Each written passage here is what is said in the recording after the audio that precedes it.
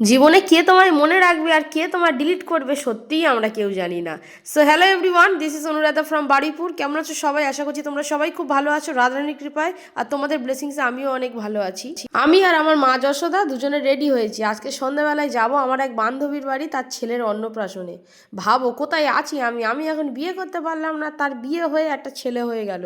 তো যাই হোক, তার সঙ্গে আলাপটা কি করে বলি শোনো। না পড়তাম তার সঙ্গে স্কুলে, না পড়তাম কলেজে, না পড়তাম ইউনিভার্সিটি, তার সঙ্গে আমার আলাপ হচ্ছে অনার্সের ব্যাজে। এবার ভাবো সেই বন্ধু কিরম গাঢ় বন্ধু, দেখো বন্ধুর ফোন চুরি হয়ে গেছে, কিন্তু বন্ধু নেমন্তন্ন করবে কী করে? এই ফেসবুকের ব্লগটা ছিল বলে আমি বেঁচে গেলুম, একটা নেমন্তন্ন এই শীতকালে পেলুম। ওই ফেসবুক দেখে আমার সঙ্গে যোগাযোগ করে আবার নেমন্তন্ন হলো। আর পটেশ্বরী, এই যে একখান পটেশ্বরী দিয়েছে, যদিও এ পটেশ্বরী না, এ এক ছেলে, কি সুন্দর যে ওর দেখতে, কি বলবো। অনেক দিন পরে এবার আমরা একটা অনুষ্ঠান বাড়ি গিয়েছি সবাই মিলে, সবার সঙ্গে আমার আলাপ হলো, বেশ ভালো পরিবার, সন্ধ্যা টন্ধ্যা ভালোভাবে কাটলো।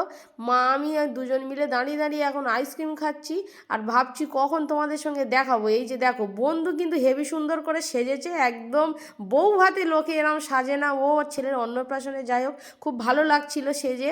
তোমরা একটুখানি কমেন্ট করে বলো যে আমাদের তিনজনকে কেমন লাগছে। আর ওর ছেলের নাম আমি সে ভুলে গেছি, কি নাম ছিল, তো সবাই ওকে একটু আশীর্বাদ করে দিও, ঠিক আছে? পরের ব্লগে বাকিটা সবটা বলছি।